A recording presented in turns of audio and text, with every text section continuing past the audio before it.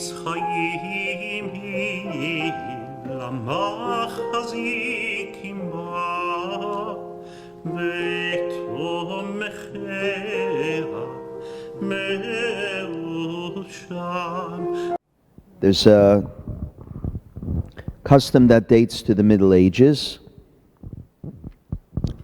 that we learn Torah all night in order to prepare to receive the Torah on Shavuot. And there's a few different reasons that are given for this custom. My favorite goes back to an ancient midrash that teaches that the people fell asleep before the revelation at Sinai, because remember they had to gather there at the mountain 3 days before. So that's a long wait. It's a long period of anticipation. And so the people fell asleep, and therefore we have a Tikkun. What does a Tikkun mean, letakein in Hebrew? What? To fix it. So Tikkun means to fix. So what are we fixing? Well, since our ancestors fell asleep when they were supposed to be awake receiving the Torah, we're fixing what they did wrong by staying awake.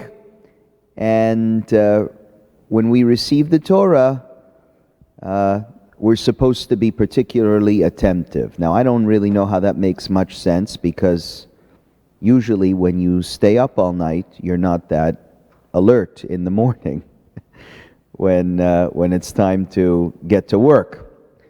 But another reason that we have a tikkun, we study all night, is because we're excited. And when you're excited to receive the Torah, or excited for anything, you get a burst of energy. And so we use that burst of energy to study Torah and to celebrate it. And it's a wonderful custom that is followed in many, many communities today. We this year don't have the capacity / momentum / interest / leadership to run an all-night tikkun.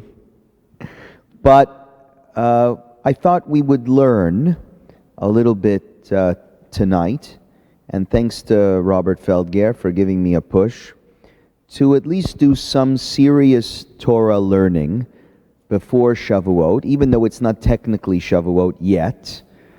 Right? We're still in Erev Shavuot, in the Erev Shavuot period, and I think having this early will enable people online and in person to understand a little bit about how the Torah speaks to us in many, many different voices, and what we are celebrating in commemorating this holiday. Right?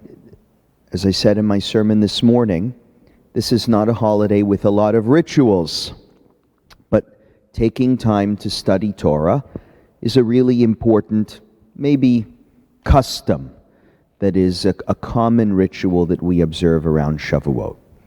So I chose this topic to present, not randomly, but because it came up when someone was asking me about the limits of exercise on Shabbat. Someone was asking me earlier in the year about how much exercise on Shabbat they're able to do, or whether you're able to exercise at all on Shabbat. And it pushed me to look at some sources and dig into the topic a little bit. And I discovered some interesting stuff that I'd like to share with you today. All of the sources that we're going to be speaking about relate to the general topic of Oneg Shabbat. Does anyone know what Oneg Shabbat means, where it comes from? Have you heard of those words before? Chazan Kavari is the only one. Chazan Kavari, what is Oneg Shabbat? And where does it come from? That's interesting. I haven't heard this before, but help me. From the man in the desert that, interestingly enough, apparently according to the Midrash, Yes. take on any kind of a taste. Oh, that's interesting. So you're saying the manna takes on every kind of flavor, but that happened every day. Why not just Shabbat? What does it have to do with Shabbat? On Shabbat, Yeah. but you could not see it. You could not see the food that you ate. So it's similarly to the manna on Friday night, when you sit down to the table, they could not enjoy Shabbat unless they lift the light. So that's very interesting. That is where I didn't understand the connection with the manna, but I understand the idea of the meal of Shabbat being a festive meal, an enjoyable meal, is where Oneg Shabbat comes from in the Talmud. Oneg means enjoyment. And the mitzvah that's most closely associated with the positive commandment to enjoy Shabbat is, as Chazan Kavari mentioned, candle lighting. Why candle lighting? Because if you don't have lights I'm talking in the era before electricity, if you don't have lights to be able to enjoy your meal, to see what you're eating, to see the other people at the table, it's not an enjoyable meal. And that's why actually Jewish law is very strict about the need for Shabbat candles, even more so than wine for Kiddush. Shabbat candles are more important. They relate to the mitzvah of Oneg Shabbat. When I was growing up, my synagogue had a late Friday night service, which was always followed with a reception that they called the Oneg Shabbat. I don't know if you've ever heard of that or seen that. Yeah? So it's a custom in conservative synods in the U.S. Did you have that, Rabbi? Yeah, so after Friday night, they don't call it a Kiddush. It's called the Oneg. We're having an Oneg Shabbat. Reformed temples have it too. In the Romania, the Orthodox. So it's interesting. That idea of having an Oneg Shabbat doesn't really make sense. It is not a noun. Oneg is a verb. It's enjoying Shabbat. But it seems like in many communities they took the idea and turned it into a big reception, which would be an Oneg Shabbat, a gathering that would facilitate enjoying Shabbat. Now there's something very nice about having those candlesticks. It makes sense, right? Who in their right mind would enjoy having a meal in darkness? Of course, if there's a mitzvah to enjoy Shabbat, it needs to be in light. Danny, you had a question? No. But what about when it comes to other ways that we find enjoyment?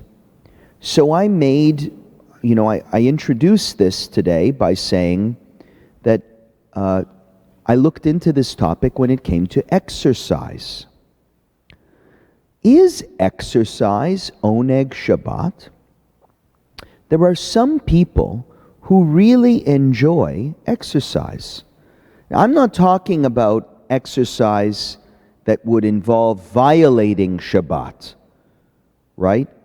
But what about exercise that's just like, I'm going for a run, because I really like going for a run, and it gives me energy and makes me feel like I'm starting my day? Is that permitted?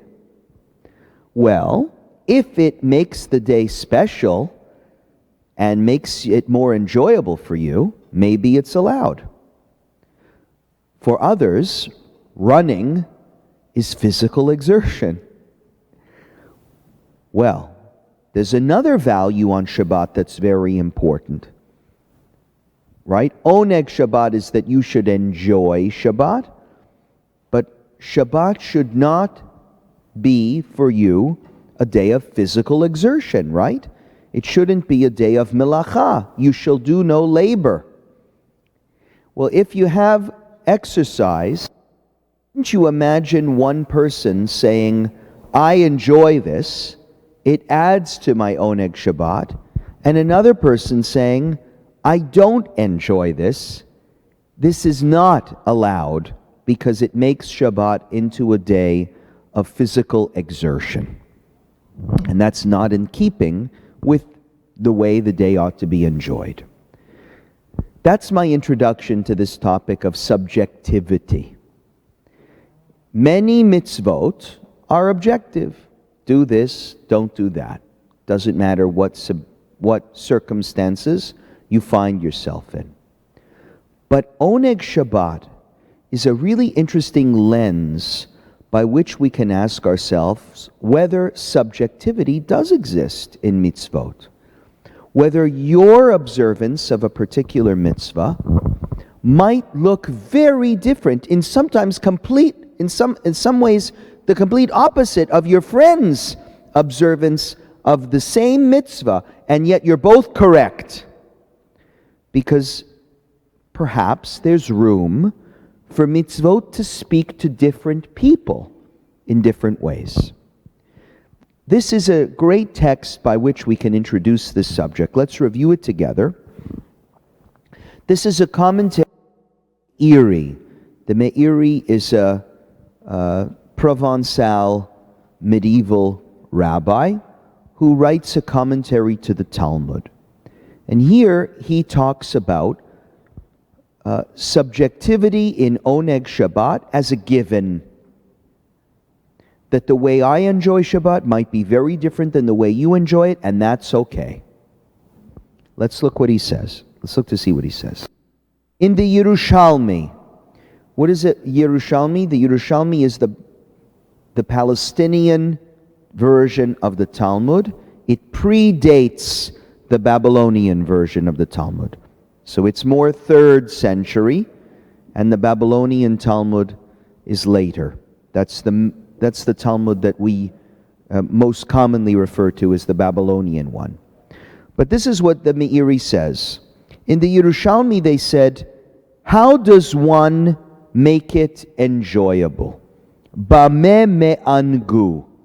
How does one enjoy Shabbat?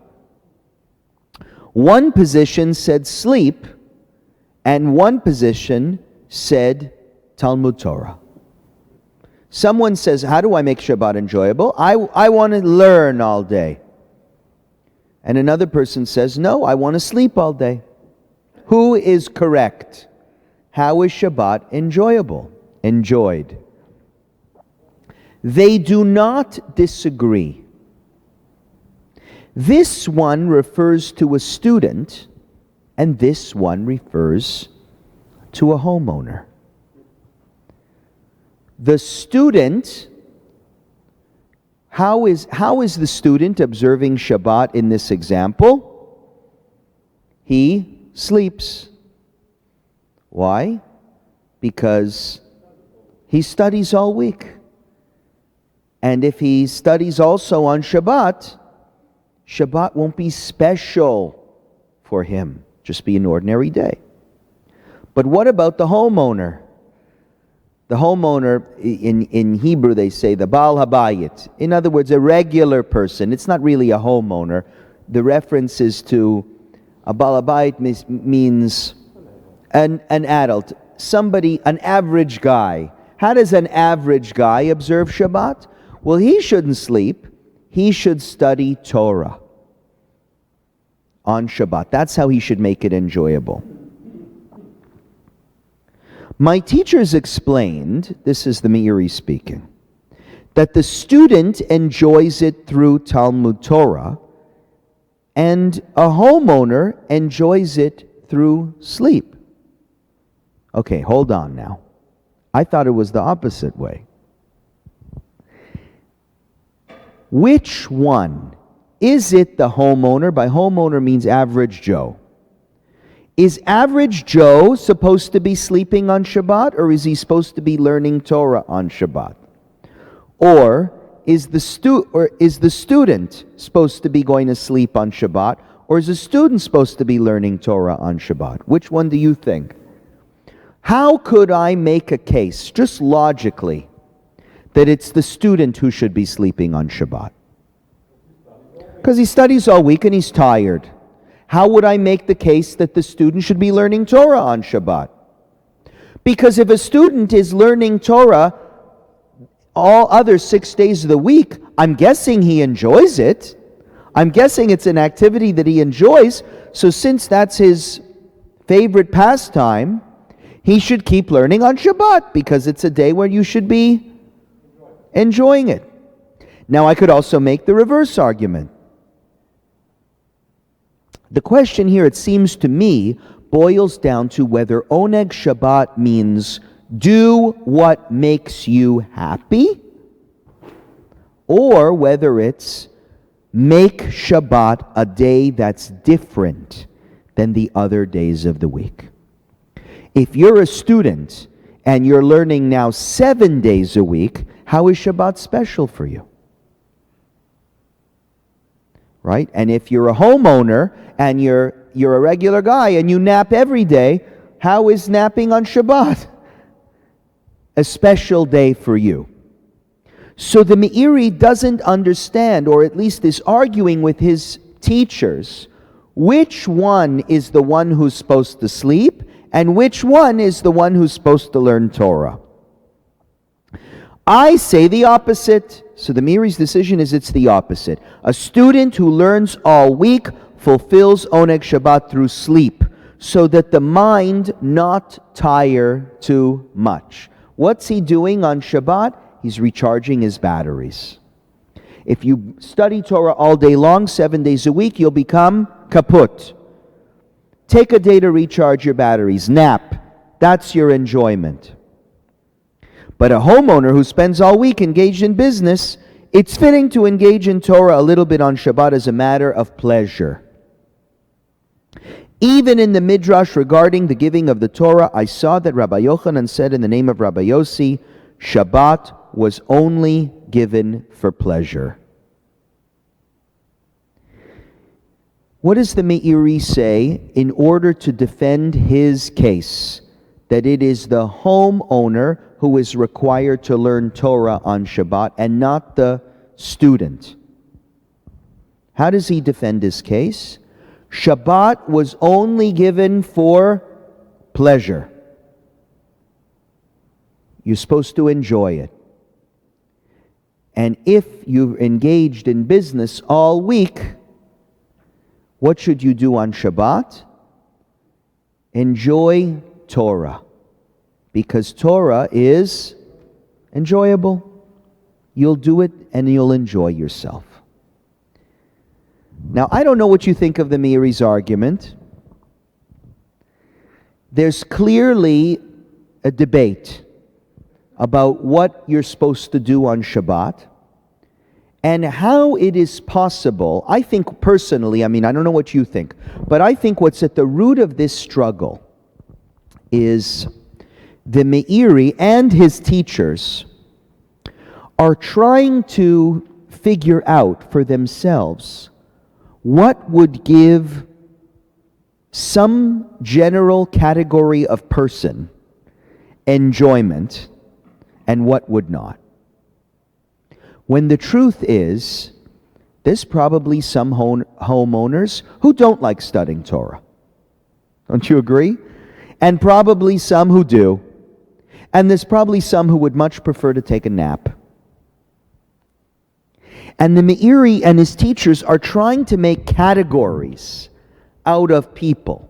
This is the kind of thing a Torah scholar would enjoy doing. This is the kind of thing a homeowner would enjoy doing. When the truth is, it's hard to make those generalizations.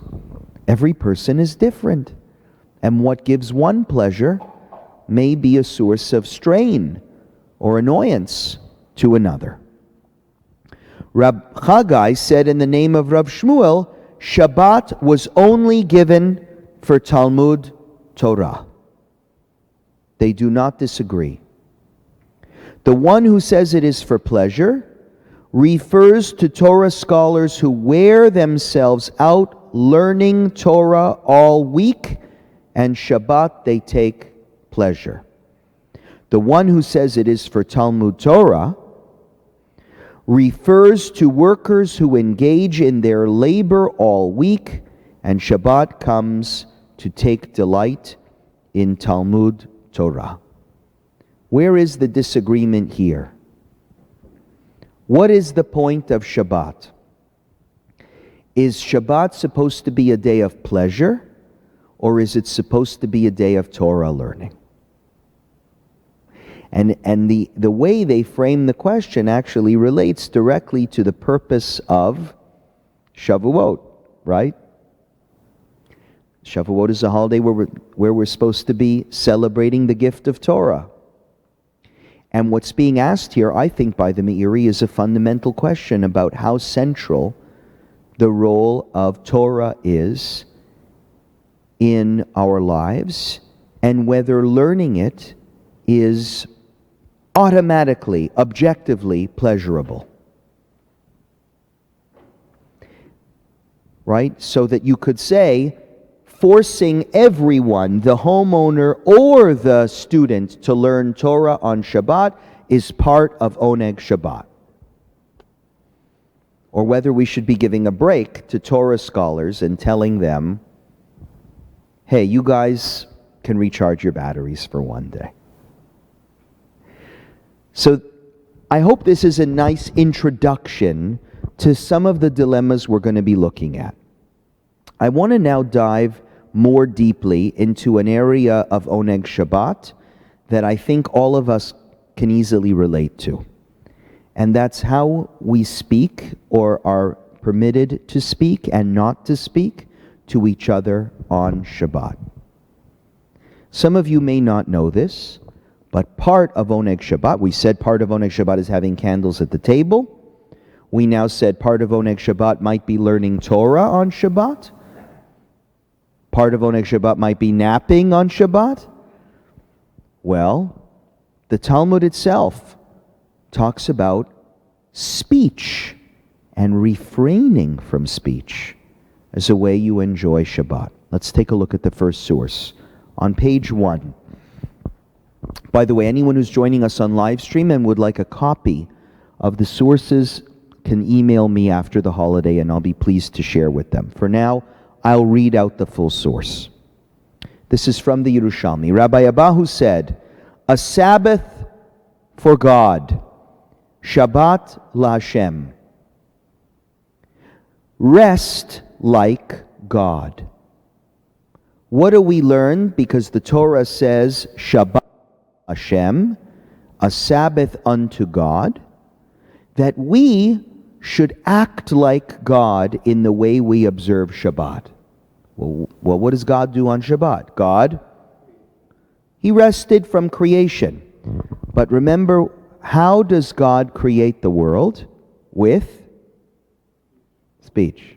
Baruch she'amar v'haya olam.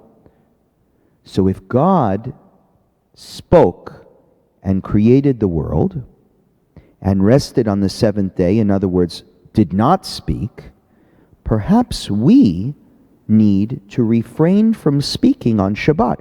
Did you know that there was a custom not to speak on Shabbat?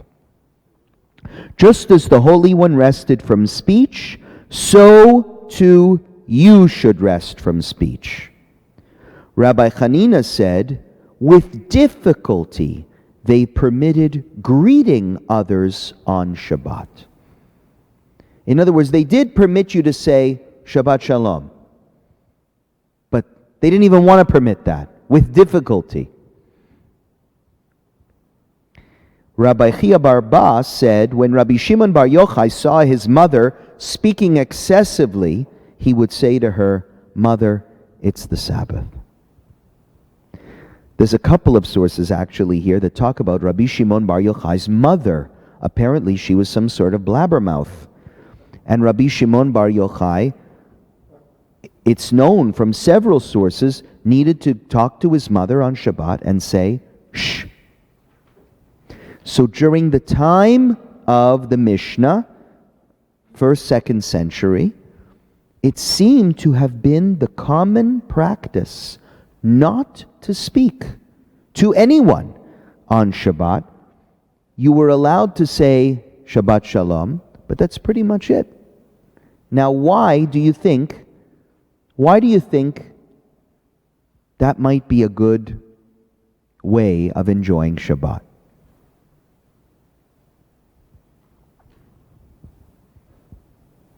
I don't know why, but how is it possible that being disrespectful to your mother? No, hold on. Okay, so you're saying he's being disrespectful to his mother. I don't think this is taken to mean that he was disrespectful. You can look at the source at the bottom of the page, by the way. This is the same story from Vayikra Rabbah, which is a later source. When the mother of Rabbi Shimon Bar Yochai used to talk too much on Shabbat, he would say to her, "It is Shabbat." And she would keep silent.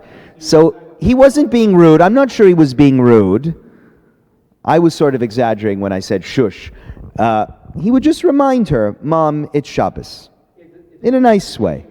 It is an obligation pointing out if somebody... But don't look at it like that. I'm asking a different question. The question I'm asking is, why do you think not speaking on Shabbat might be a worthwhile or positive way of making Shabbat into a day of rest? I mean, this is supposed to be a day of rest.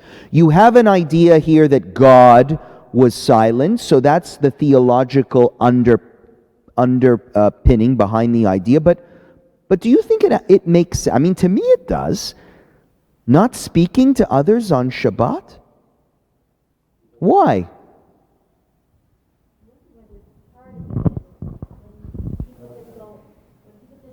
Yes. Right. So Shirley Ann is saying, I wonder if it's about what you're talking about on Shabbat. Right? Why do we speak to people at all? Let's ask some fundamental questions about communication. Why am I talking right now at all? Okay, right now I'm trying to teach Torah. But an average friend to an average friend, why are they speaking to you? They're asking, what's the first thing we say when we go up to somebody on Shabbat and say Shabbat Shalom? What's the next thing we say right after that? How are you? Now, we're phonies. All of us are trained to say, fine, I'm fine, how are you? But in many people, that question triggers feelings of sadness. How am I? Awful. I had a terrible morning. Sad. I just had a death in my family. There's some news that's private to me that I don't want to share with you. So I'm going to lie. Conversations can very, very easily cause people pain, and you don't even know it. You don't know it's happening. And it's very hard to ask somebody a question or make a comment to them other than Shabbat Shalom, right? That has a sense of causing them to be disturbed. Think about what we say right after Shabbat Shalom. Did you see the game last night? Terrible. I can't, and right away you're upset. And Shabbat is ruined. I mean, why do we talk to people at all? It's to get information from them and share information with them.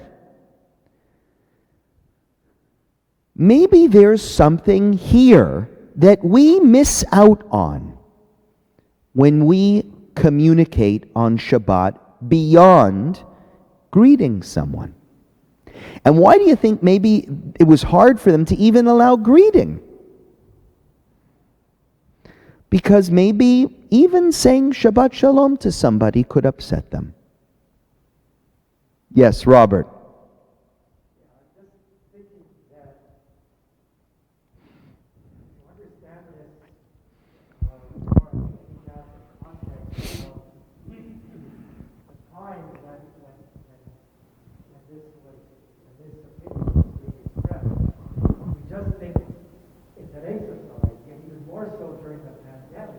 Yeah. For many people, the only time to converse with anyone, virtually or otherwise. Oh, that's interesting.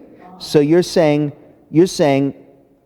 but it's the only time we get to be as together as a community on Shabbat. Yeah. Right. So you're again pointing out, isn't this, like I think you're saying, Robert, you understand what I'm saying, that in many cases, mundane speech with people can ruin their day, which would ruin their Oneg Shabbat. But in many other cases, having a conversation with somebody can make your day and can be a wonderful way to connect with other people. I accept the point, but the Yerushalmi, we're here to study the sources first, and then we'll make a summative statement. But at this point, the Yerushalmi is uninterested in entertaining that. The Yerushalmi's point of view is, there's no speech on Shabbat, because anything you say, no matter how plain and vanilla you think it is, might easily cause somebody to be upset. Yeah, Rabbi Sachs. Nah. Chazan.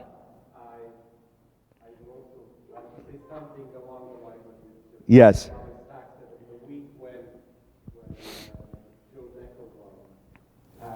Yes. Right, it's amazing. Go ahead, share the story.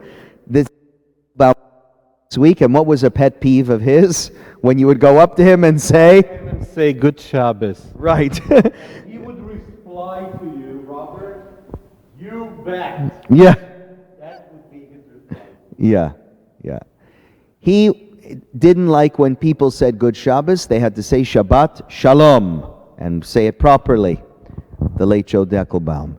And imagine, maybe that's the kind of person the Talmud is thinking about when it says they didn't even want people to say good Shabbos. Because we know people who have been upset by the simple extension of a greeting, good Shabbos. So sometimes it's best not to speak. That's the view of the Yerushalmi. It's the view of the Yerushalmi. Don't look at me like that, Donnie. It's not mine. Now let's look at the Babylonian Talmud. Next page, page 2. What does the Bavli say?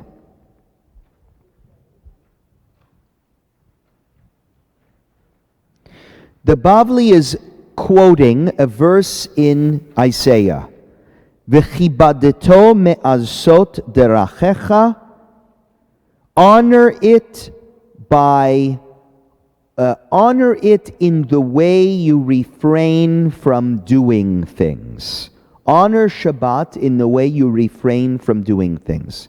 This is, by the way, I believe, the Haftarah of Yom Kippur, where Isaiah gets very angry at everybody for phony sacrifices at the Beit HaMikdash, but you're not treating other people properly, and you're not honoring the Shabbat. You're not respecting the Shabbat by not doing business on Shabbat. You're doing business. Speaking words. Your speech on the Sabbath should not be like your speech during the week. Now, this is a very, very different point of view than the Yerushalmi.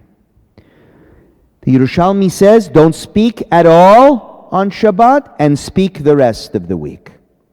The Bavli takes more of Robert's point of view, which is speak, but speak in light of the way you speak the rest of the week.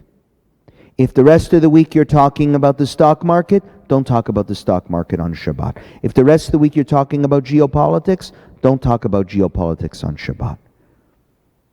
If you're isolated from your friends and family and disconnected the rest of the week, make an effort to connect to them on Shabbat. You have two different opinions now. The Yerushalmi, which is very, very stern, strict, and the Bavli, which says, we'll let you speak, but don't speak the same way. What does Rashi say on this source? Your speech on Shabbat should not be like your speech during the week, such as talking about business matters and accounts. Rashi has a particular way of understanding the way you need to speak on Shabbat, but it is an objective way. Objective in the sense that he says, for every single person, I don't care whether you're a businessman or not, no talking business on Shabbat, no talking accounts on Shabbat, no talk of money. So for Rashi, it's actually very narrow. The prohibition of speech on Shabbat is very narrow. It's only two items, which is really one item, business. Don't talk about money on Shabbat.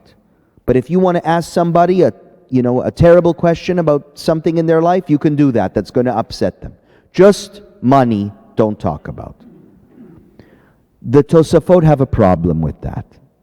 You know that when you open up a page of the Talmud, you have on the left side the commentary of Rashi, on the right side the commentary of the Tosafot. The Tosafot are a little bit later than Rashi, and they often dispute with him on what he says.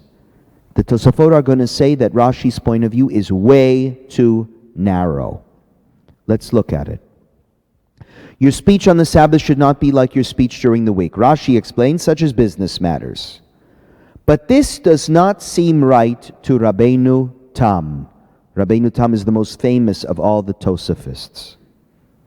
For that was already derived from the phrase in the verse, pursuing your desires, me'asot derachecha. It's obvious you can't talk business matters on Shabbat. The very definition of Shabbat is a day where you rest from your business affairs. So the extra prohibition against speech, the extra ruling that your speech on Shabbat should be different, must extend beyond just you can't talk business. It must be deeper than that. So how does Rabbeinu Tam understand the prohibition? He says it is like in Vayikra Rabbah. Vayikra Rabbah is a midrash. Rabbi Shimon Bar Yochai had an elderly mother. Oh, look again. It's Rabbi Shimon Bar Yochai's mother who makes an appearance. We know what her problem was. She talked too much. He would say to her, "Mother, it is the Sabbath." And she would be quiet. This implies one shouldn't really speak on Shabbat in the way one does during the week. And the Yerushalmi, it says, with difficulty, they permitted to greet others on Shabbat. What is Rabbeinu Tam's view? What is Rabbeinu Tam saying about speech on Shabbat? How are we allowed to speak on Shabbat, and how are we not allowed to speak? He learns from Rabbi Shimon Bar Yochai's mother, Mrs. Bar Yochai. Mrs. Yochai. What's he saying? No matter how you speak during the week, don't speak like that on Shabbat. It's not just about business. It's how you're speaking, the amount you're speaking, what you're speaking of.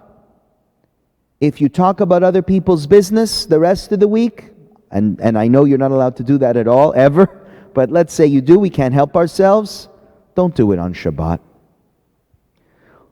He says, Rashi does not get it. This isn't about business. It's about making sure that on Shabbat, your speech reflects the uniqueness of the day. Donnie, you had a question? Or you're just bothering me again? Okay. Let's now advance a few hundred years and see how the Trumat Hadeshen puts this all together. Who is right? What can I say on Shabbat? What can I not say on Shabbat? Here's the question. Regarding the practice of most people, even the fastidious, to gather on Shabbat after synagogue and talk about kings, politics, war tactics, and other such matters, is there a concern that this is forbidden? Where are we in the Trumat Hadeshen's era? We're in Austria in the 15th century. You think it's just us that at Kiddush are talking about Trump and Hillary and Joe Biden and the kind of things we talk about? Puh! Our grandparents talked about the same thing. On Shabbos, it seems like, as Robert was saying, it's the day when everybody was together in shul, and since nobody had any business to attend to, what do you do when you're together and you can't talk geopolitics? That's what they're talking about. And the question was asked to Trumat Hadeshen, is this allowed? It would seem that one needs to be careful about this matter. For the Tosafot and Ashiri wrote that it is forbidden to excessively engage in idle speech on Shabbat. Look at how the Trumat Hadeshen attacks Rabbi Shimon Bar Yochai's mother. It never says anywhere that Rabbi Shimon Bar Yochai's mother was gossiping. But there's some sexism here a little bit, I think. You can disagree. But I think there's some sexism here, and the Trumat Hadeshen says, I know why he shut his mother up. It's not because she was talking too much. It's because what she was saying was idle chatter. It was speech without purpose. And that's not allowed on Shabbat. That's how the Trumat Hadeshen understands the prohibition. It's idle chatter that's the problem. So what do we do here? Thus, we have established it is forbidden to speak excessively, like on the weekday, and certainly not more than the weekday. So for the Trumat Hadeshen, this is about quantity, how much you're talking. The Yerushalmi said, don't talk at all. The Bavli says, make your speech different. Don't speak the same way. But the Trumat Hadeshen says, no, it's about how much you're speaking, which is an interesting way of bridging the two sources, right? It's almost finding a middle ground. Just speak less on Shabbat than you do the rest of the week. However, this is where it gets interesting. If these people enjoy this, when they speak and tell about reports of the kings, nobility, their wars and such things, in the way that many people crave these things, it seems that it is definitely permitted. That's interesting. So don't talk too much unless what you're talking about brings you enjoyment. There's nothing else to do on Shabbat. So why don't we talk about the prince from the farm next door who cheated on his wife with the maiden in the field nearby? It makes you feel good to gossip about the problems of the princes and the princesses, and people crave these things. And Shabbat is supposed to be a day of Oneg, so it's okay if they're talking about things that bring you pleasure. It's an added layer of complexity. And look, it's going to get even more complex. However, look at this. Are you with me, everyone, in this source? I've seen many times that a few of the people who gather to talk of these things do not enjoy excessively talking of these reports. But they only do it because their friends gathered with them want to. Are you following, everyone? In this way, it would seem that there is a concern that it is forbidden for those who do not enjoy it. Now, he just throws something into the mix that complicates this tremendously. At first, we're talking about whether we can talk at all, or whether we can talk a little bit, or whether we can talk differently. Now we're talking about what it is that we're talking about, and how I feel when I'm talking about it, and how you feel when I'm talking to you about it. So I'm going to talk about the prince next door and his love affair, and I love talking about it. But whenever I talk about it to the Chazan, he's not interested, and actually it ruins his day.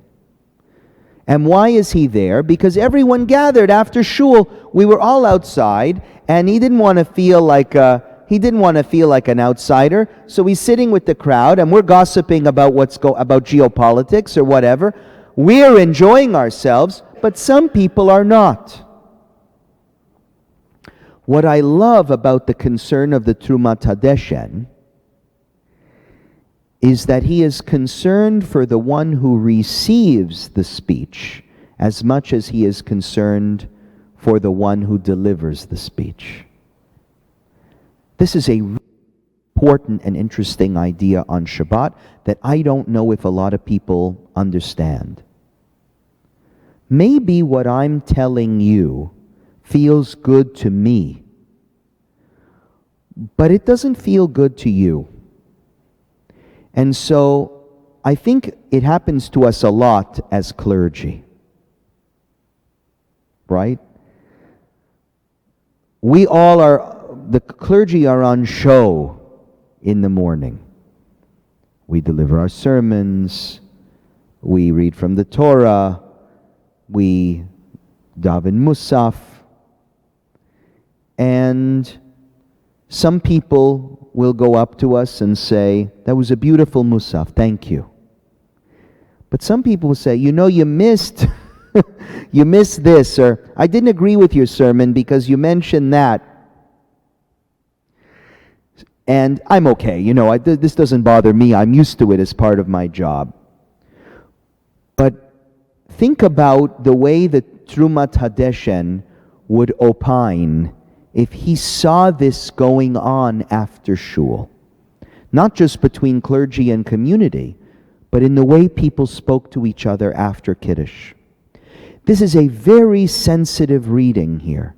He's looking at the people gathered in a crowd after shul, and he says, what you're speaking about might be enjoyable to some of you and might not be enjoyable to others. And so how we speak on Shabbat must be taken in light of both those who deliver and receive the message. And it is impossible to come up with a blanket statement of, you can say this, but you can't say that. The only thing we can say is, be sensitive. If you asked me to summarize what the Trumat Hadeshen's opinion is here, I would say he is saying, be very sensitive in how you speak on Shabbat. Make sure that what you say is positive, encouraging. Help somebody enjoy the day a little bit more, because you are responsible for making sure that your friend has Oneg Shabbat. You're not just there to make sure that you have Oneg Shabbat. So you want to talk about Trump, but they don't. Don't just talk about it. Think to yourself, maybe they're a person who doesn't like speaking about those things. Go ahead. Hazan Kavari. I feel like by making this statement in the way you're justifying insensitive and not respectful speech during the week, which I think which also might be Yes. law, but if you would use this as a kind of a home, if during the week, and generally our speech has to be sensitive Yes. and thoughtful thing, then on Shabbat, or holidays, on a holy day, even more so. Yeah. I would agree with that. Nobody points. Nobody points this out. What do you mean? It says on Shabbat you have to be sensitive, Yeah. and that's it. Well, what I would say is there's two different. What I think you're saying, Kazan Kavari, is there's a complicating factor here, and that is there are laws of Lashon Hara. What we're allowed to say and what we're not allowed to say governs our behavior 7 days a week, never mind Shabbat. I think that the concern here is there is a mitzvah to have Oneg Shabbat, to have a pleasure. And perhaps it's the same as the mitzvah not to embarrass somebody or not to say anything that's hurtful to them. But in a way it's different. Because I feel like where the Trumat Hadeshen is going with this, the direction he's going in, is it might be best not to speak at all. And that's not a realistic thing to say for the other 6 days of the week. For the other 6 days of the week, you can talk business. Like, there's no Lashon Hara in me asking you about the stock market. But to talk about the stock market on Shabbat may be a pleasure for me. And it's not forbidden for you because of Lashon Hara. It's forbidden because you may have lost money that week in the stock market, or maybe a few years back, and it's still sitting in you. And I'm just not aware of that, and I've ruined your Shabbat. I haven't really done anything to insult your dignity, but I've caused the day to be ruined. And to me, that's why there's this, we're almost stricter on Shabbat than we are with Lashon Hara than the rest of the week, because almost anything I say could not just hurt your feelings, which is where Lashon Hara is, but would prevent you from enjoying Shabbat. Hurt your feelings is this extreme. Prevent you from enjoying Shabbat is a much lower extreme. Even good Shabbos can cause you to ruin your day. So be careful what you say. Sometimes saying nothing, it seems the Trumat Hadeshen is saying, is the best way to go. Yeah, couple more comments. Sure. Robert, Harvey, and then Rabbi Sachs.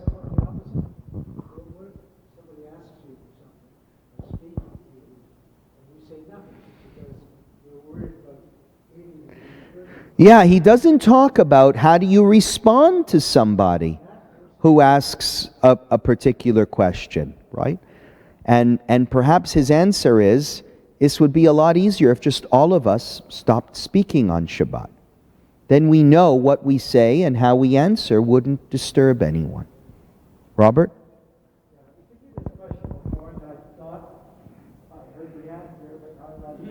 Yeah.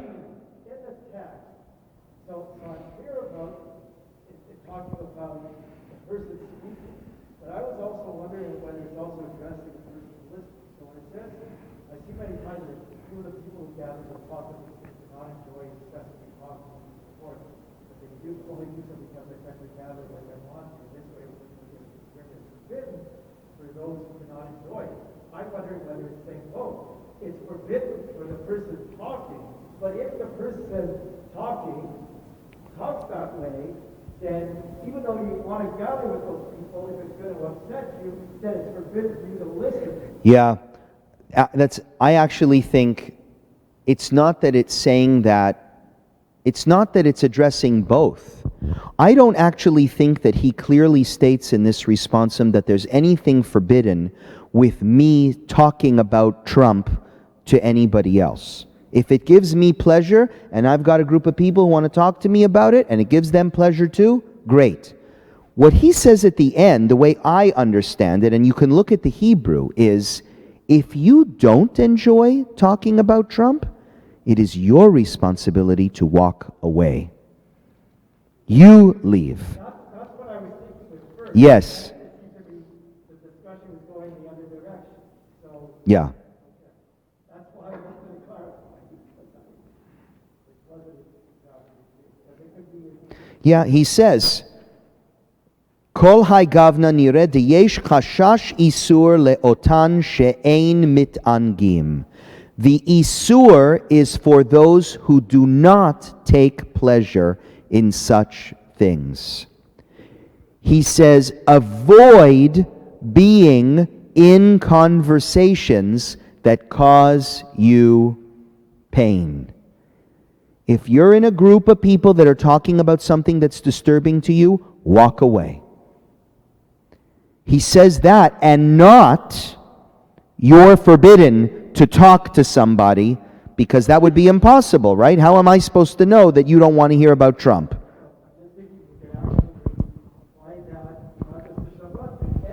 You can apply it any time. It's more strict on Shabbat. If someone is talking about something that makes you feel uncomfortable, that's one thing. But here he's saying anything that you're not enjoying. If you're not enjoying this, walk away. Now we're going to see this extended further, though, in a few other sources. Rabbi Sachs. I don't know what direction to go with that last one. I was thinking about safe spaces and cancel culture and just how to apply this text. Interesting. All of that. Walk away if you don't want to hear something. Don't stop the conversation.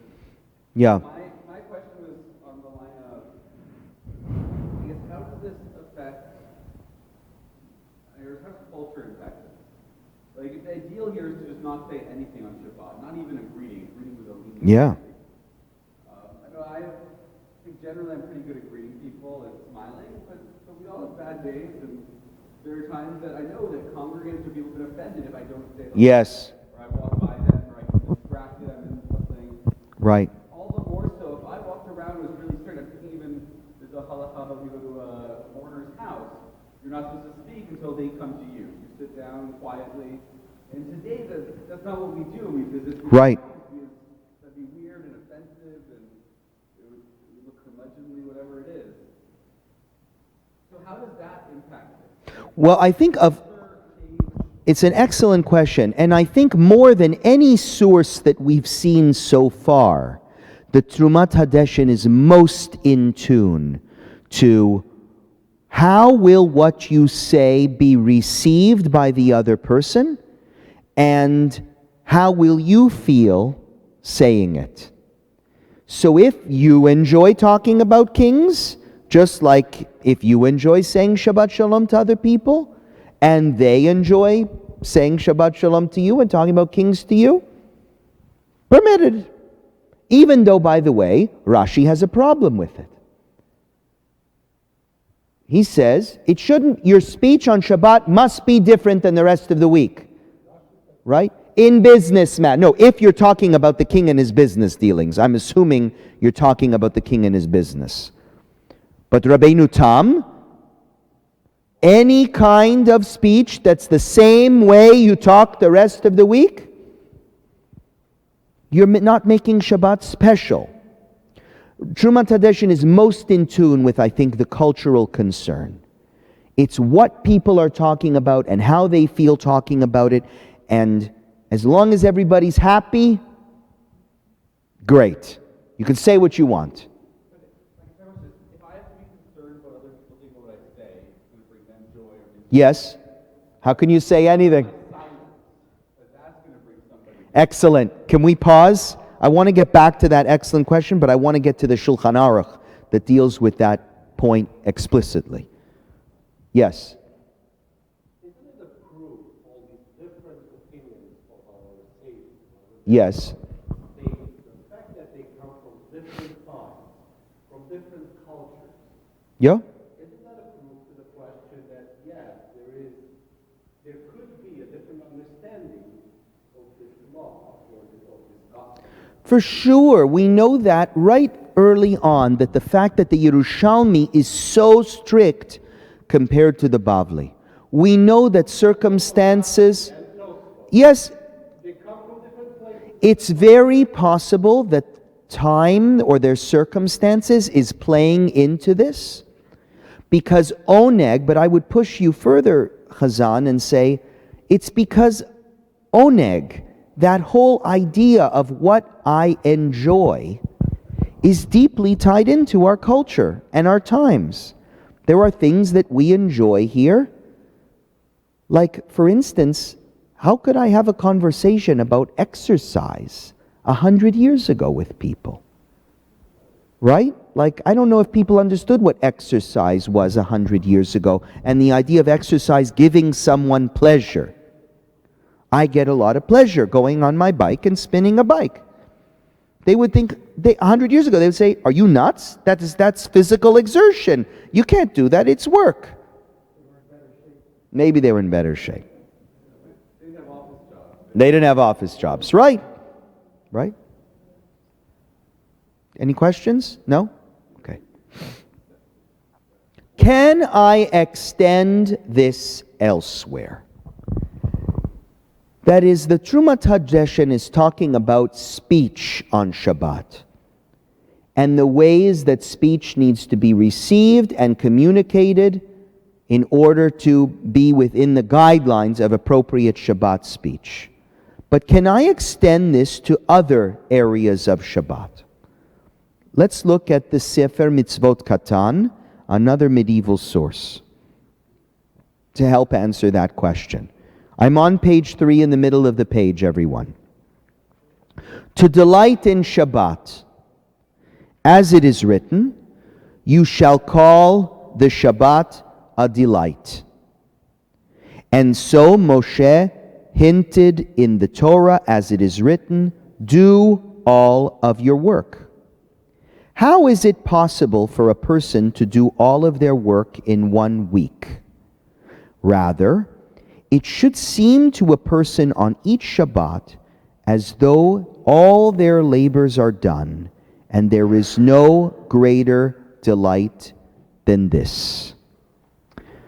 The Sefer MITZVOT Katan defines Oneg Shabbat as the feeling on Shabbat that your work is done.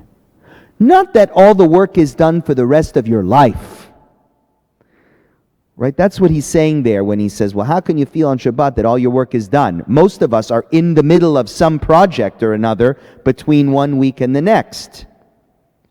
But you should feel on Shabbat like your labors are over. That's how he defines Oneg Shabbat. Now look what he says about how this needs to be practiced. Included in this it is written, you shall honor it, not pursuing your wants. And based on this, they forbade going into one's field to know what it needs.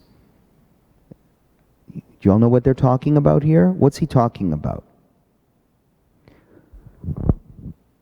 Listen, is there anything, are you allowed to go into your field on Shabbat? Of course. Of course. You can't work the field. But most of us are in between projects from 1 week to another, right? I've got my orchard, I've picked half the apples, and I know that on Sunday morning, I'm going to have to pick the rest of the apples in my field. But you know what? I forgot how many apples were left. And it would really help me if on Shabbat I got a head start and could see how many apples were left. Then I'd know how many baskets I need. So what am I doing on Shabbat? What's the apple farmer doing? He's planning ahead. He's walking around the field, not doing anything wrong. Just looking at how many apples are left on the tree and thinking to himself, you know, I could use, I think, 6 baskets because I see. And that'll give me a head start tomorrow. I won't have to deal with this tomorrow. Well, that's pretty much the French existential question of, are you what you do or are you what you think? Interesting. Are you what you do and what you think? According to the Sefer MITZVOT Katan, even thinking violates Shabbat. Why? Think about it logically. If I gave permission for everybody to busy themselves with their work on Shabbat, but to do so without violating anything, how does Shabbat become a day where I feel like my work is done? He just said you have to feel on Shabbat like my work is done. How do you feel like your work is done when all day you're worrying about, gee, what restaurant am I going to go to tomorrow? I have a date with that other couple. I wonder if I should look through this magazine and see what restaurants are good to go to dinner tomorrow night. Well, but that's what he's saying, is don't think about it, don't browse the magazine. Shabbat has to be a day. In other words, this is not just about speech. This is about what I do, what I'm thinking about. I can't be doing things or thinking about things that are about work, even if they're permitted. Similarly, one should not skip or run after one's pursuits to make a profit, but one may to pursue a mitzvah. Skip or run after one's pursuits to make a profit. What's that? Skip or run. This is exercise. If you're skipping or running to do something related to money, in other words, I know, let's say, I should go find the local watchmaker and ask him if tomorrow I can go to his shop and pick up a good watch for a good price. I can run over there today and get a head start to his house. I shouldn't do it. But if I'm skipping and running, why? Because I am pursuing a mitzvah. Why am I skipping or running? Because I'm late to shul. That's different. You taking care of your health. Physical exertion, skipping and running is okay sometimes and not okay other times. It all depends where you're running to. And it seems to me that the young men who enjoy running and jumping, maybe I'm wrong, maybe people did do exercise hundreds of years ago. The young men enjoy running and jumping. It's permitted, since they don't want to profit or see anything that one enjoys seeing. Right? Why are they running around and jumping around? Because they're having fun. They're playing baseball. It's funny, Rabbi Sachs and I were talking about this class a few weeks ago, and he said at Camp Ramah they had a big debate about whether they could use the ropes course on Shabbat or not. And I think the decision was no ropes course, right? But baseball's allowed. Yes, baseball, no ropes course. Swimming, does Camp Ramah allow? No swimming on Shabbat. Okay, interesting. No swimming, but tennis? Donnie, you went to Moshava? All sports are banned on Shabbat. It's interesting. Even though here you're playing for fun, and it gives you oneg, it gives you enjoyment, as long as you're doing it for fun. Not even mitzvah, just you enjoy doing it, it seems to be allowed. Yes?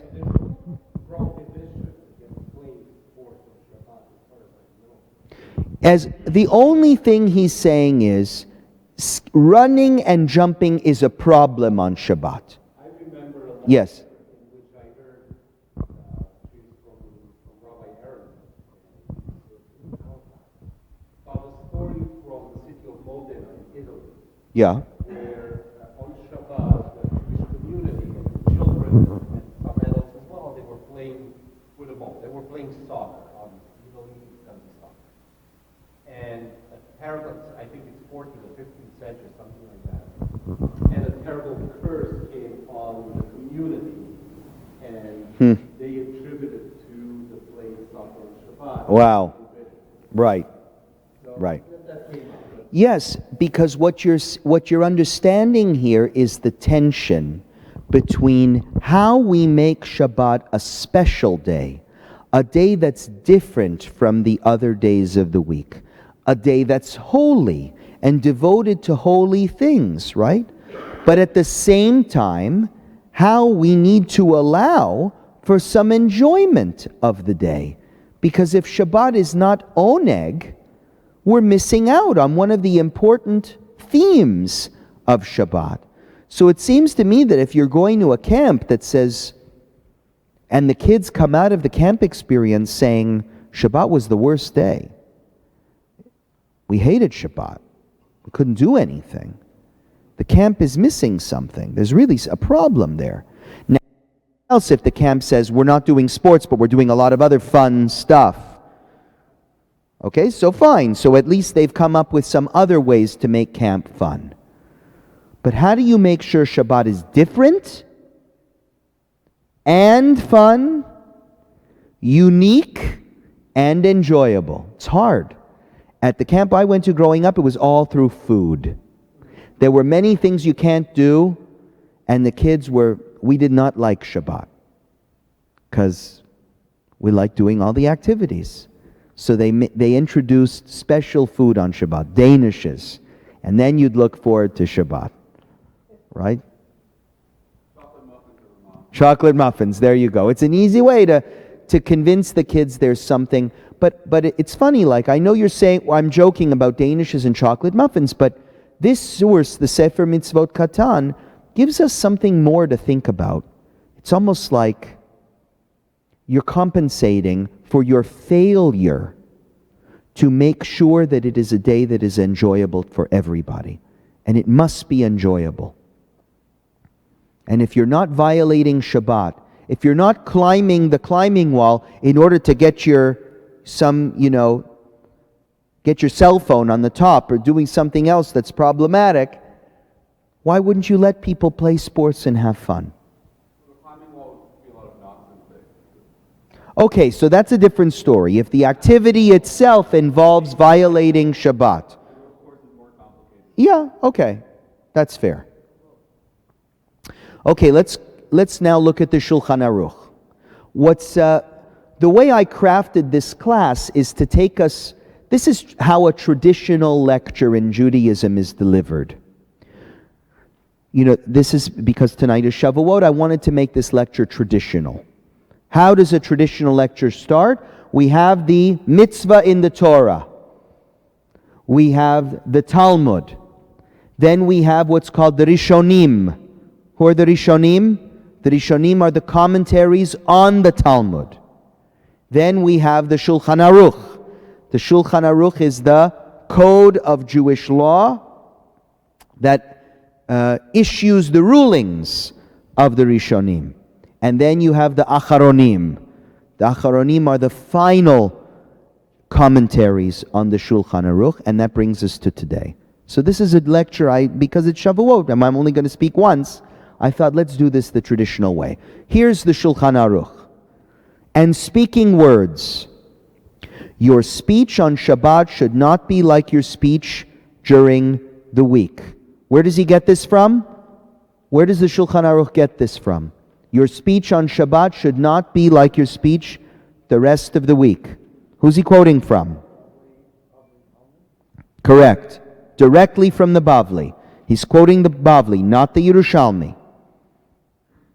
Therefore, it is forbidden to say, I will do X thing tomorrow, or I will engage in X business deal tomorrow.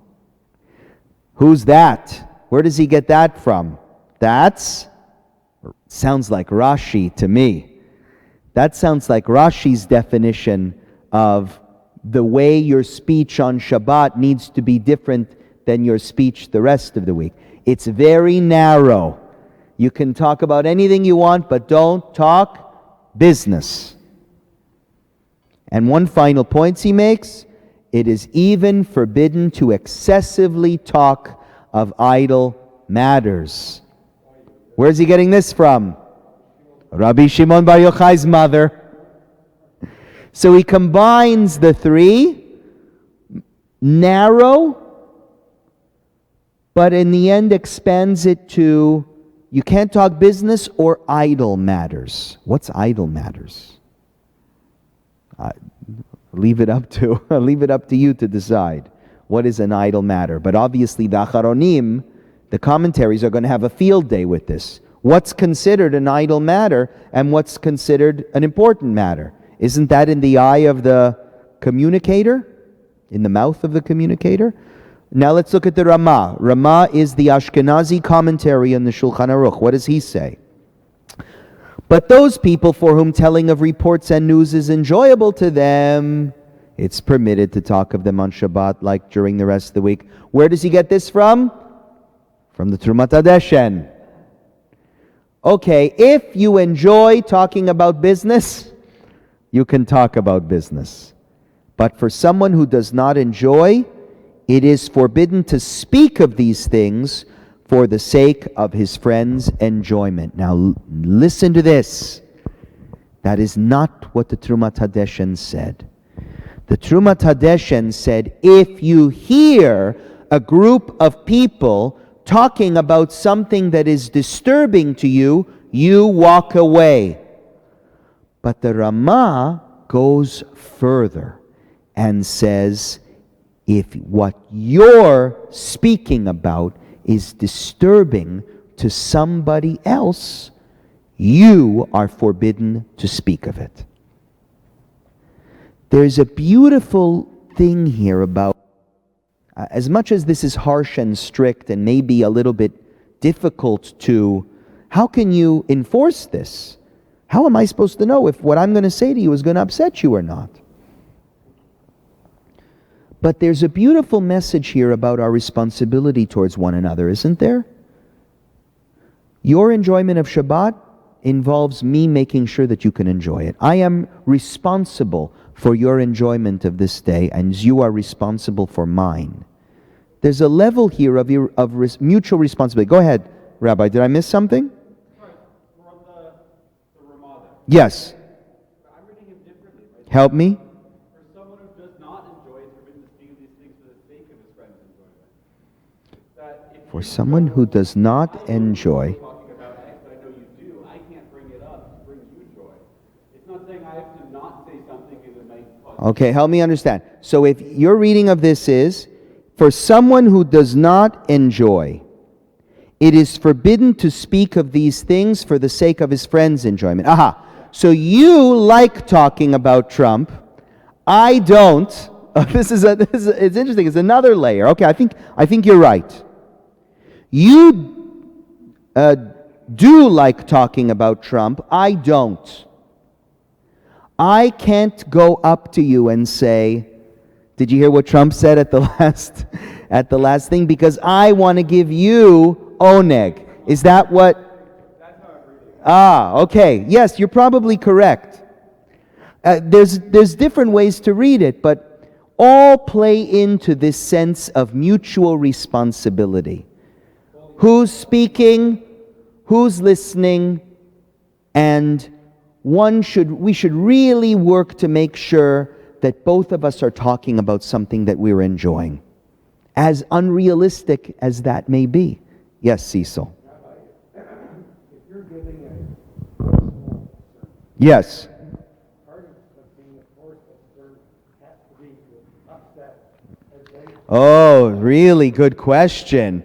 So how does that kind of How do you answer that, Rabbi Sachs? So Cecil's question is, how can a rabbi give a sermon on anything but the most boring topics if speech can so easily upset somebody? Well, That's what the Ramah is saying here. That you don't have to be concerned about saying what you enjoy.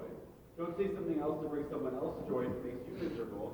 But he doesn't have in his answer, at least where I see it, anything that says, I have to be concerned with saying something that might upset you. Yes, and maybe that's why. Maybe, see, the Ramah says, it's not that I can't say what I want. It's that I can't say what you want if it upsets me. That is, I know that Cecil would really like to hear a sermon about how Justin Trudeau's the greatest prime minister Canada's ever seen. But I really don't believe that, and if I give that sermon, it'll kill me. I can't give that sermon just to make you happy. That's all the Ramah is saying, and I think Rabbi Sachs's reading of that is correct, and it's specifically for that reason. So that we don't say, look, you don't have the right to say, I'm not allowed to hear anything that might disturb me at all. You might want to leave if you hear something that's really disturbing to you, that's not going to make Shabbat a day of enjoyment. But as long as everybody's acting with proper integrity, everything's all right. Unless we delve into this source. Next page. Now the Acharonim, two last sources. We have the Taz, who's one of the famous commentaries on the Shulchan Aruch, and the Mishnah Brura, 20th century. It would appear that his intention is about those who speak and have no desire to speak of these matters. So who does he agree with here? With you. The first thing the Taz says is, Rabbi Sachs's reading is correct. We're talking about somebody who's saying things that he really doesn't want to say. He's saying things so that other people enjoy it, but he doesn't really want to talk of these matters, but only intends to fulfill their friends' wishes. Then there is a concern that it is forbidden. However, if they intend that there be enjoyment from this, there is no concern. For getting enjoyment by giving pleasure to another person is permitted. It appears to me that this distinction is correct. What is the Taz saying here? What added level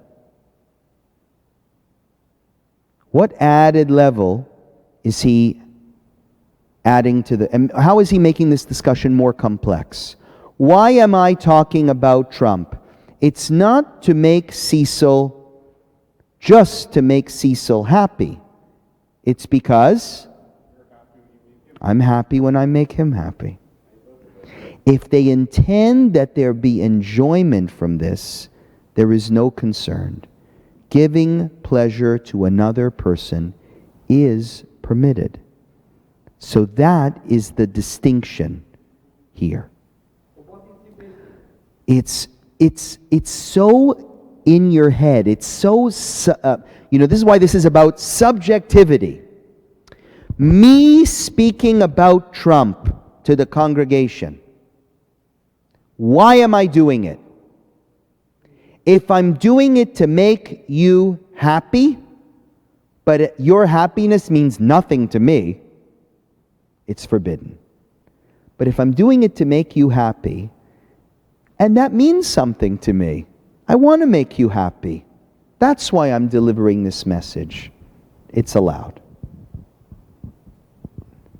What is motivating you, I think, is the question the Taz is asking. Are you saying what you're saying to make your friend happy? Or are you saying it because his happiness will make you happy? Or are you saying it to make him happy, which means nothing to you? There is a little bit of a distinction there, and that's what the Achronim do. The Achronim tend to find little itsy-bitsy distinctions to make things even out in the end. Yes? Give me an example.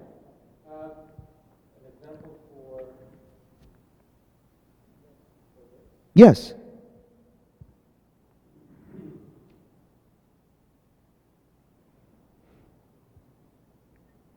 My notes here, the way I understand this is, what he's saying is, if you don't want to talk about something, don't talk about it. Even if your friend does want you to talk about it. I'm trying to think about an example. Somebody comes up to me in shul and says, have you spoken to Mrs. Greenberg lately? And Mrs. Greenberg, I did speak to her earlier in the week, and it's a very bad situation. Very sad. Now the question was asked in a genuine way. If I go into everything that I've found out about Mrs. Greenberg, I'm going to be totally depressed because it's a sad situation. Am I allowed to answer that person or not? I'm not going to give that person any pleasure by answering that question. Right? Let's leave that alone. Let's say that the person gave me permission to update her and yeah. There's a question about gossip. I mean, when somebody asks, how is Mrs. Greenberg doing? I'm not sure it's motivated. You know, I always say gossip is, you always know if it's gossip when you ask the question, why are you asking that question or making that statement and you're not proud of your answer? That is, if someone's just being nosy, it's gossip. But I think in a shul community like ours, a lot of people ask how others are doing, not because they're nosy, but because they genuinely care. They really want to know. Or they want to make sure that I know. Their reasoning is for good. It's leto'elet, what we say, there's a purpose in them asking. So me answering how she's doing is not going to make them happy and is not going to make me happy. Should we talk about it? No, I don't think so. But if she's doing well, she had a good week, and I know that even though I don't want to talk about this right now because my kids are screaming, I know that it would make that person happy if I told her I had a great conversation with her and she's doing really well. I should say it. If I say she's depressed and needs visitors, so it's up to me. Do I want to convey that or not? If it's not going to make that person happy, it would make yeah, so you see there's all different people that are playing into this. And my consciousness has to be, is this speech, is the conversation we're having going to ruin your day? Ruin my day? Going to enable me or not to have enjoyment? Yes, go ahead. And one last. Well, you see how the Yerushalmi is. Yes. Yeah, that's right. Yeah.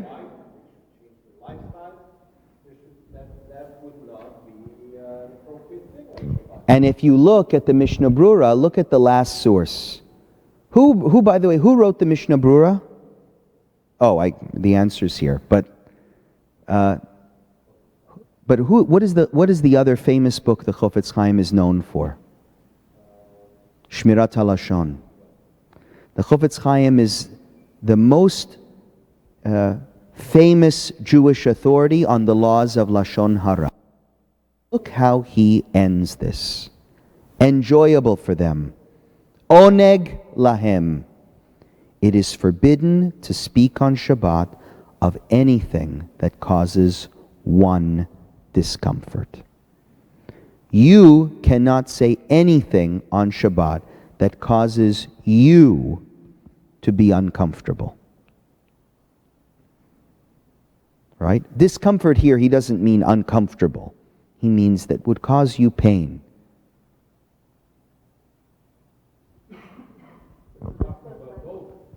I don't know if he is. I think he's only talking about the one who is speaking. If me speaking about this subject hurts me, is something I don't want to talk about, I'm forbidden to talk about it. The onus in the end, if you take this as a summative piece, that is, if he's the final word, the concern is not on the shomeya. It's not on the listener. Why do you think it's not on the listener? Why do you think he says it's forbidden? Why do you think he does not say it's forbidden to talk on Shabbat of anything that causes discomfort to your friend? Why does he not say that? It's a lot more difficult to know. That's right. I agree with you. It's impossible. if that's the standard, we go back to the Yerushalmi. Shabbat Shalom. And I hope the way I said Shabbat Shalom doesn't offend you, sir. And that's it. That's all we can say. It's an impossibly high standard. So he goes one level below. You don't talk on Shabbat about the things that bother you or the things that will upset you. Remove yourself from those situations and those conversations. Right? I'm not sure if I take his word as the final word. The way I like to look at this topic, so I'll say two things. One on the topic of Oneg, Shabbat, and speech, and one just a general comment about subjectivity in mitzvot. What I think we learn here about speech is what you say on Shabbat, the way you talk on Shabbat, there is an added level of vigilance that all authorities agree must be observed. There are things you don't talk about. Just on the Bima this morning, we were talking about things that I know upset you. We shouldn't have talked about it because they were upsetting things. They were things you were worried about, and we shouldn't have talked about it. Because the more you talk about things, the more anxiety builds inside of you. This is a day when all your work has to be finished. Don't talk about what's happening next week. Don't even talk about what's happening last week. You know, they play that game sometimes at kids' programs. Tell me about what you did last week. At Friday night dinner, everyone share what happened last week. Well, what if you had a bad week? The proper way to have the discussion is say, tell me something good that happened last week. Don't make somebody talk about something that would cause them pain. I think it's, even though the Mishnah Berurah doesn't say it exactly, the collection of these sources should teach all of us that our speech on Shabbat matters. It really does have to be different. Try and speak on Shabbat in positive ways, encouraging ways. Don't talk about the past or the future. Talk about today. It's so nice to see you today. I'm so happy you're in shul. You know, you look really good today. Things like that. Speak about positive things. And when you're in a situation, when you're talking about something with others that's making you uncomfortable, remove yourself. Remove yourself from the congregation. Why? Because they're going to ruin your Oneg Shabbat. Shabbat won't be enjoyable for you. Ultimately, it's on us. So is there subjectivity in the mitzvot or not? I think very, very. Not everywhere, but in different pockets of Jewish law, what you find is the Torah is giving a message not to the Jewish people, but to me. The way this piece ends is, you, Rabbi Grover, be very aware of the topics that are your hot buttons. And don't participate in those discussions on Shabbat. In the same way that my observance might look very different than yours. Because you'll be involved in those conversations and I won't. You'll be doing some things that you find enjoyable on Shabbat and I won't. For you, exercise makes you feel great on Shabbat. For me, it wears me out. For me, I'm going to nap on Shabbat. And for you, you're going to learn Torah on Shabbat. And that's okay. Because the Torah's commandment to enjoy Shabbat was not given to us. It was given to us as individuals. Yes? Are you supposed to enjoy Shavuot? I'm not aware of a mitzvah of, well, I guess I am. Oneg Yom Tov is a thing. V'samachta bechagecha, you can say.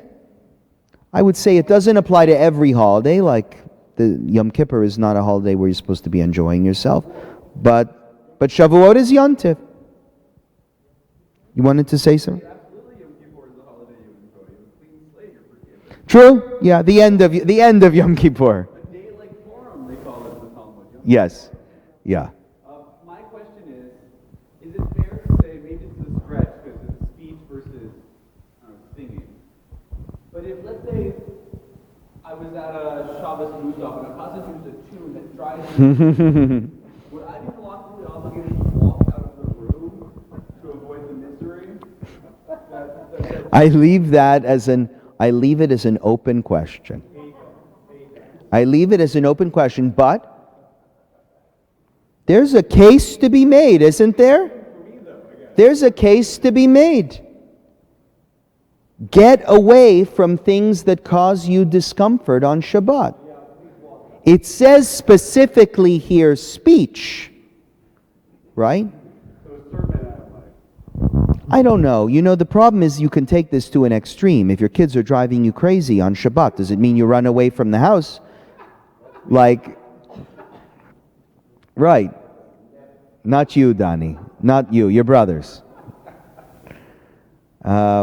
Here it's specifically speech, but definitely there's a case to be made for avoid all situations that take away from your enjoyment of Shabbat. So I think this is a really important lesson in this community especially.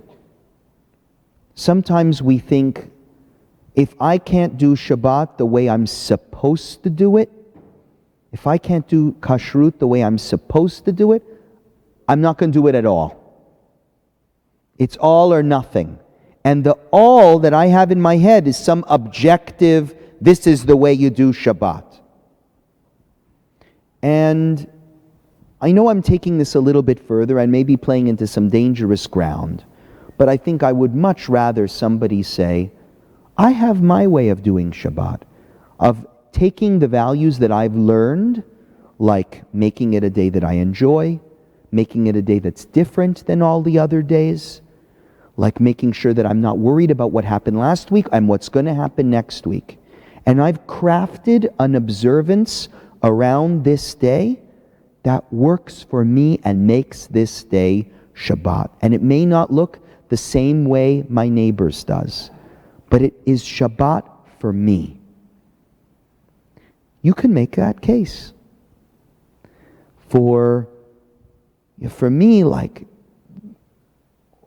why I have been so reticent with the stupid live streaming and social media on Shabbat is because I know that you're just one tab away. If you're watching the Shabbat service, fine, but you're just one tab away from the news. Kings, money, business, everything else that makes the weekday. Being angered by the wars and all the terrible stories that are out there. We need a break from it all. That's what Shabbat is about. Or you can't have Oneg. You won't enjoy this day. Make it the one day where you're not worried about politics and Shabbat and warfare and the stock market. Make it that one day and you'll understand why we have Shabbat. And that might look different for each of us. So thank you for listening. I hope you learned something.